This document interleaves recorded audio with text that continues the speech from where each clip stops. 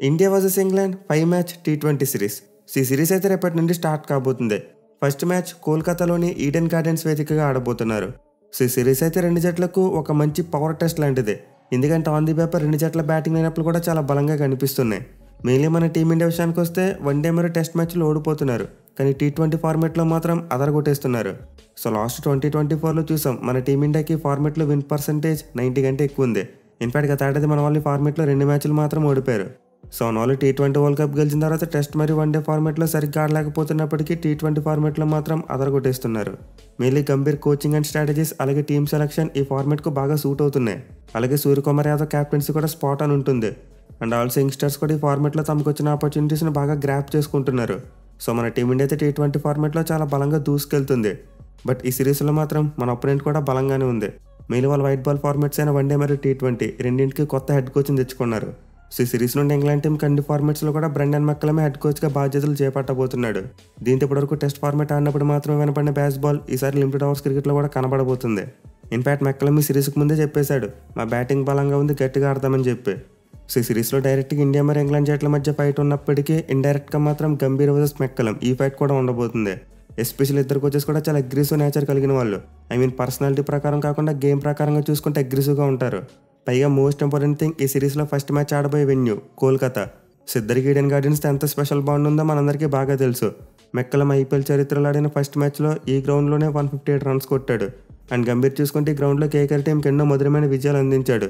In fact అతని ఆధ్వర్యంలో 3 trophies కూడా వచ్చాయి. సో వీళ్ళిద్దరికీ కోల్కతాతో చాలా స్పెషల్ బాండింగ్ ఉంది కాబట్టి మనం ఈ ఫస్ట్ మ్యాచ్లో ధనాధన్ బ్యాటింగ్ ఎక్స్పెక్ట్ చేయవచ్చు.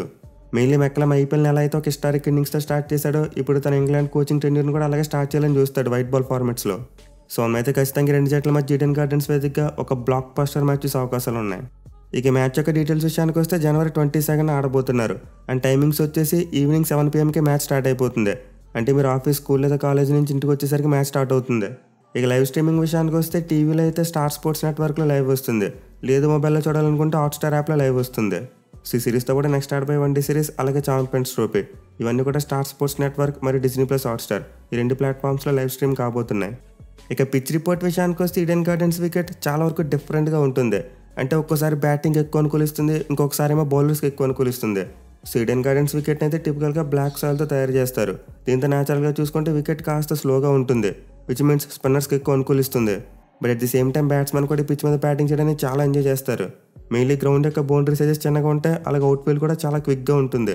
బాల్ని జస్ట్ ఒక 50% టైం చేసినా చాలు ఈజీగా బౌండరీకి వెళ్ళిపోయే ఛాన్స్ ఉంటుంది. సో పిచ్ మీద ఇనిషియల్గా బాల్ కొత్తగా ఉన్నప్పుడైతే బ్యాటింగ్ చేయడం చాలా ఈజీ, బట్ మ్యాచ్ ప్రోగ్రెస్ అయ్యే కొద్దీ కాస్త స్పిన్నర్స్ ప్లేలోకి వస్తారు. ఇక స్టాట్స్ విషయానికి వస్తే ఇప్పటివరకు ఈ గ్రౌండ్లో మొత్తం 11 టీ20 ఇంటర్నేషనల్ మ్యాచెస్ జరిగాయి. అండ్ 11 మ్యాచ్లో ఫస్ట్ బ్యాటింగ్ చేసిన టీం 5 మ్యాచ్లో గెలిస్తే చేస్ చేసిన టీమ్స్ 6 మ్యాచ్లో గెలిచాయి. అలాగే గ్రౌండ్లో ఫస్ట్ ఇన్నింగ్స్ యావరేజ్ స్కోర్ చూసుకుంటే 156 రన్స్గా ఉంది. సో ఇదైతే మరీ అంత పెద్ద యావరేజ్ స్కోర్ కాదు. మెయిన్లీ గ్రౌండ్లో ఇప్పటివరకు టీ20 ఇంటర్నేషనల్స్లో ఒక్కసారి మాత్రమే 200+ టోటల్ వచ్చింది. ఇన్ఫాక్ట్ 190+ టోటల్ ఒకసారి వచ్చింది. సో టీ20 ఇంటర్నేషనల్స్ వరకు చూసుకుంటే ఈ గ్రౌండ్ అంత హై స్కోరింగ్ వెన్యూ కాదు. బట్ రీసెంట్గా ఐపీఎల్లో చూసుకుంటే మాత్రం ఈ గ్రౌండ్లో మనం చాలా పెద్ద స్కోర్లు చూసాం. ఎస్పెషల్ ఒక మ్యాచ్లో Punjab Kings team KKR set చేసిన 262 రన్స్ టార్గెట్ని కూడా చేసేసారు ఈ గ్రౌండ్లో. సో చివరికి గ్రౌండ్లో టీ20 ఇంటర్నేషనల్ ఎప్పుడో 2022లో ఆడారు. And almost 2.5 years దాటేస్తుంది. దీంతో అప్పటితో పోల్చుకుంటే ఇప్పుడు పిచ్లో చాలా డిఫరెన్స్ వచ్చింది, బ్యాట్స్మెన్కి ఎక్కువ అనుకూలిస్తుంది. బట్ అగైన్ మనం ఆల్రెడీ చెప్పుకున్నాం ఈడెన్ గార్డెన్స్ చాలా డిఫరెంట్గా బిహేవ్ చేస్తుంది. మీరు ఈ గ్రౌండ్లో జరిగిన చివరి 5 ఐపీఎల్ మ్యాచెస్ చూసుకుంటే 6 సార్లు 200+ టోటల్స్ వచ్చాయి. అంటే మొత్తం 2 జట్లు కలిపి 10 ఇన్నింగ్స్లు ఆడతాయి కదా, ఆ 10 ఇన్నింగ్స్లో 6 సార్లు 220 కంటే ఎక్కువ టోటల్స్ వచ్చాయి. కానీ మిగతా 4 ఇన్నింగ్స్లో చూసుకుంటే మాత్రం 160 బిలో టోటల్స్ ఉన్నాయి. సో ఈ గ్రౌండ్లో ఎలా అంటే ఒక మ్యాచ్లో భారీ స్కోర్లు నమోదవుతాయి, కానీ మరో మ్యాచ్లో లో స్కోర్స్ నమోదవుతాయి. దీంతో మనం ఈ పిచ్ని ప్రిడిక్ట్ చేయడం కాస్త కష్టం. మొదటి బాల్ పడే వరకు యావరేజ్ స్కోర్ ఎంత వస్తుందో క్యాలిక్యులేట్ చేసి చెప్పలేం. అయితే టాస్ విషయానికి వస్తే మాత్రం టాస్ గెలిచిన టీం ముందుగా ఫీల్డింగ్ తీసుకుంటేనే బెటర్ అనుకుంటున్నా. ఎందుకంటే రికార్డ్ ప్రకారం చూసుకుంటే గ్రౌండ్లో ఎక్కువగా చేసిన టీమ్సే మ్యాచ్లు గెలిచాయి. పైగా డ్యూ ఫ్యాక్టర్ వచ్చే అవకాశం కూడా చాలా అంటే చాలా ఎక్కువగా ఉంది. సో ఈ సిరీస్లో ఇది అలానే ఫస్ట్ మ్యాచ్, దీంతో మైండ్లో చాలా డౌట్స్ ఉంటాయి. అండ్ దీనివల్ల టాస్ గెలిచిన టీం ముందుగా ఎలాంటి రిస్క్ చేయకుండా ఫీల్డింగ్ తీసుకుంటే సరిపోతుంది. బట్ డ్యూ ఫ్యాక్టర్ రాదనుకుంటే మాత్రం ముందు బ్యాటింగ్ చేయడమే బెటర్. ఎందుకంటే మనం ముందు చెప్పుకున్నాం మ్యాచ్ ప్రోగ్రెస్ అయిపోతే పిచ్ లో అవుతుందని చెప్పి. సో డ్యూ ఫ్యాక్టర్ ఉంటుందని అనిపిస్తే ముందు ఫీల్డింగ్ చేయడం బెటర్, లేకపోతే ముందు బ్యాటింగ్ తీసుకుంటారు. ఇక గ్రౌండ్లో ఇప్పటివరకు 2 జట్లు ఒక్కసారి మాత్రమే తలపడ్డాయి. అండ్ ఒక్క మ్యాచ్లో ఇంగ్లాండ్ వాళ్ళే గెలిచారు. బట్ ఆ మ్యాచ్ ఎప్పుడు 2011 సంవత్సరంలో ఆడారు. అంటే 14 సంవత్సరాల క్రితం ఇంగ్లాండ్ టీం ఈ గ్రౌండ్లో మన టీమిండియాను ఓడించింది. బట్ ఎనిమిది గ్రౌండ్లో మన వాళ్ళు ఇంగ్లాండ్ మీద మ్యాచ్ ఓడిపోయిన తర్వాత ఇంకెప్పుడు కూడా ఈ గ్రౌండ్లో మళ్ళీ టీ20 ఫార్మాట్లో మ్యాచ్ ఓడిపోలేదు. 2011లో వాళ్ళ మీద మ్యాచ్ ఓడిపోయిన తర్వాత మన వాళ్ళు ఈ గ్రౌండ్లో 6 T20 మ్యాచ్లు ఆడారు అండ్ 6 కూడా మన వాళ్ళే గెలిచారు. సో ఈ గ్రౌండ్లో T20 ఫార్మేట్లో మన టీమిండియా ఓడించిన ఏకైక టీం ఇంగ్లాండ్ మాత్రమే. దీంతో మన టీమిండియా కాస్త జాగ్రత్తగా ఉండాలి. ఈవెన్ 2 జట్ల హెడ్ టు హెడ్ రికార్డ్స్ చూసుకున్నా చాలా క్లోజ్గా ఉన్నాయి. మొత్తం 24 T20 మ్యాచ్లు జరిగితే మన వాళ్ళు 13 గెలిచారు, ఇంగ్లాండ్ వాళ్ళు 11 గెలిచారు. అలాగే ఇండియా వేదికగా జరిగినప్పుడు కూడా ఇంగ్లాండ్ వాళ్ళు మంచి కాంపిటీషన్ ఇచ్చారు.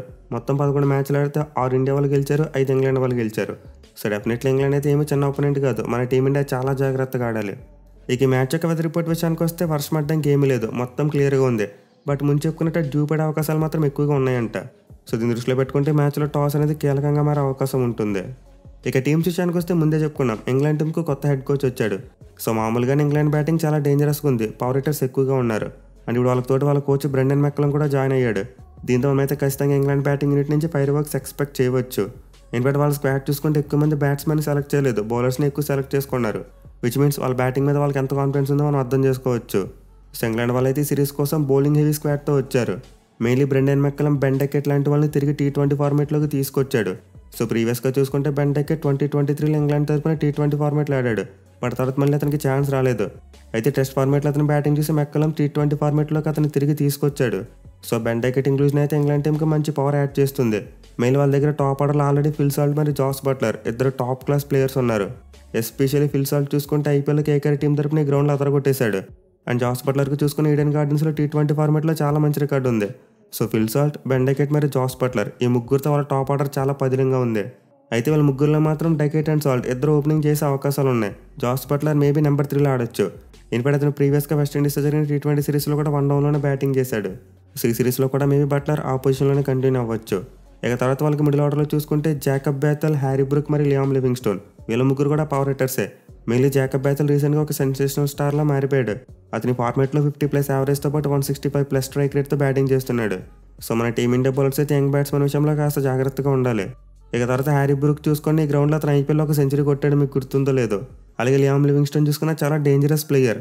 సో ఓవరాల్గా చూసుకుంటే ఇంగ్లాండ్ బ్యాటింగ్ అయితే చాలా బలంగా కనిపిస్తుంది, మన టీమిండియాకి ఏమాత్రం తక్కువ కాదు. అయితే బౌలింగ్ విషయానికి వస్తే మాత్రం వాళ్ళకి లాంగ్ టైల్ ఉండేలా కనిపిస్తుంది.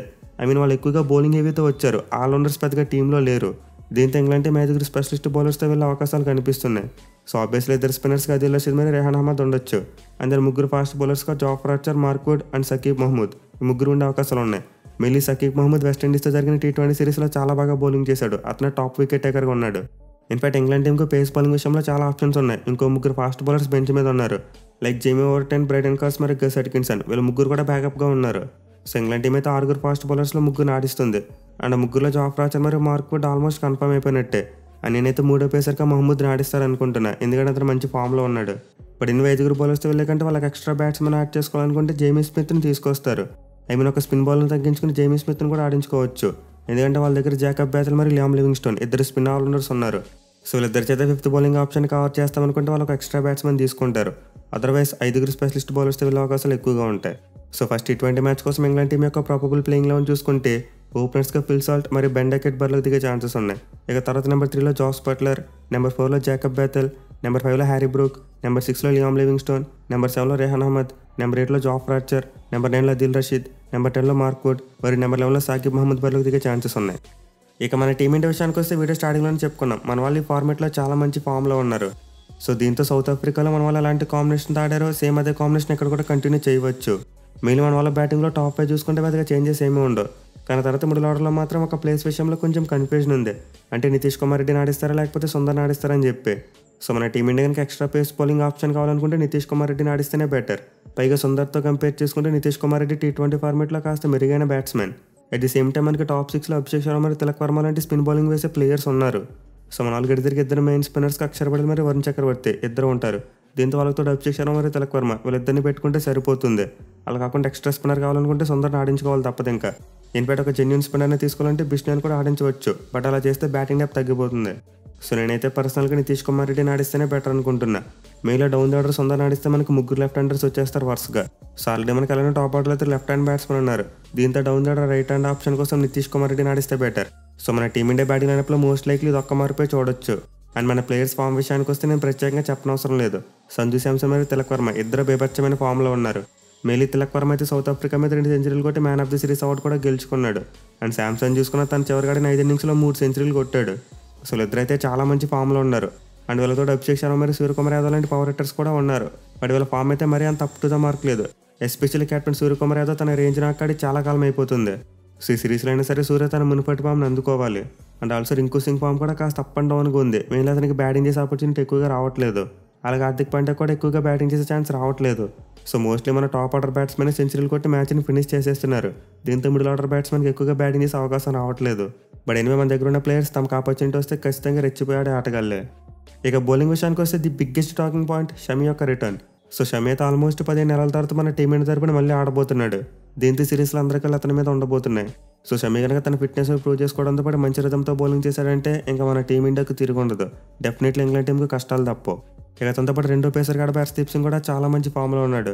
సో మన పేస్ అటాక్లో అయితే షమి, హర్షదీప్ సింగ్, హార్దిక్ పాండ్యా మరియు నితీష్ కుమార్ రెడ్డి వీళ్ళ నలుగురు ఉండే అవకాశాలు ఎక్కువగా ఉన్నాయి.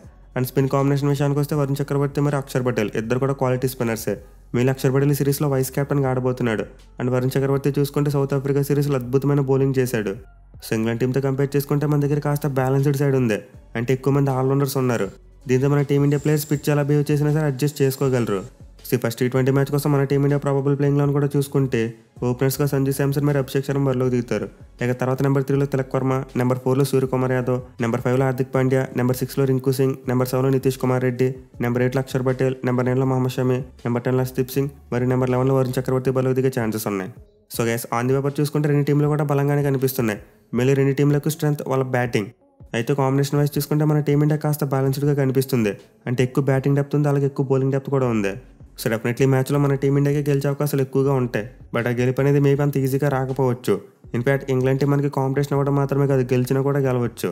సో అయితే ఖచ్చితంగా రెండు జట్ల మధ్య ఒక మంచి బ్లాక్ బస్టర్ మ్యాచ్ చూసే అవకాశాలు ఎక్కువగా ఉన్నాయి. మరి మీరు ఈ ఫస్ట్ T20 మ్యాచ్లో ఎవరు గెలుస్తారనుకుంటున్నారు కింద కామెంట్ చేయండి. Thank you for watching. Have a nice day.